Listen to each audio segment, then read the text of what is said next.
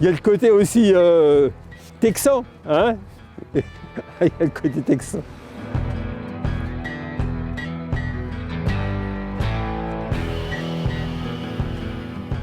Le monde de demain, il doit être décarboné. La question, c'est comment on y arrive. C'est pas en favorisant finalement l'exploitation pétrolière qu'on va réussir à trouver finalement le bon challenge. Voilà. Il y a des pipelines pour pouvoir ramener le pétrole sur vers le Grand. Et donc là, forcément, il y a toujours potentiellement un risque écologique de rupture de canalisation, bien que ce ne sera pas la Mococadise.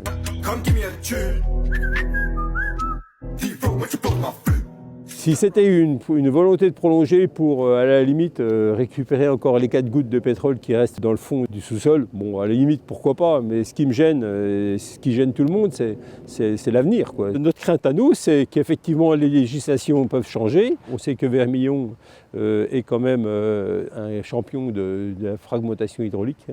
Et donc c'est un risque qu'on n'a pas envie de faire courir pour le secteur. C'est pas autorisé depuis la loi Hulot, donc on est déjà tranquille avec ça. Mais combien de temps ça va durer cette histoire ?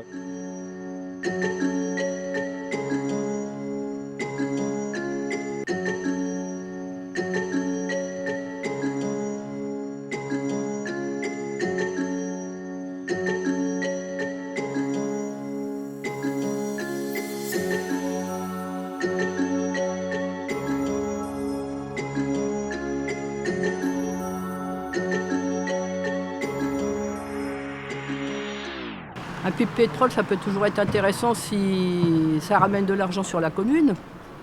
Mais est-ce que c'est le cas ? Je ne suis pas assez...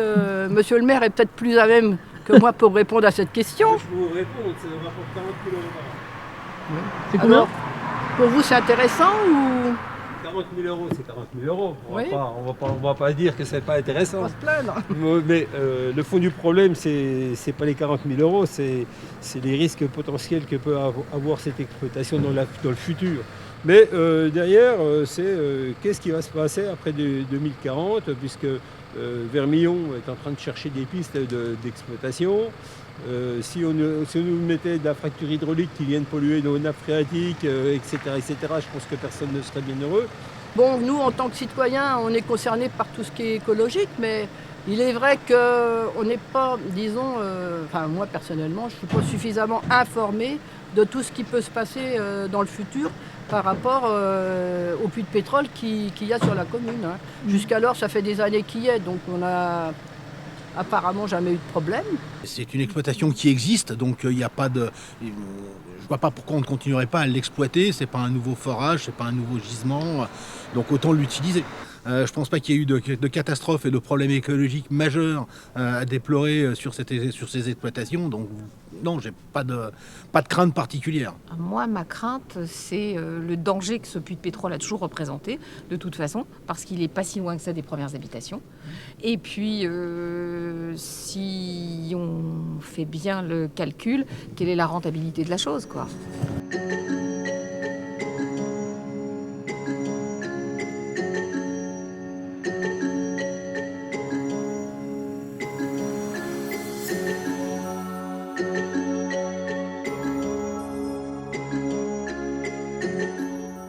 Autant continuer à utiliser l'installation qui est en place pour des besoins qui, de toute façon, sont nécessaires pour la population.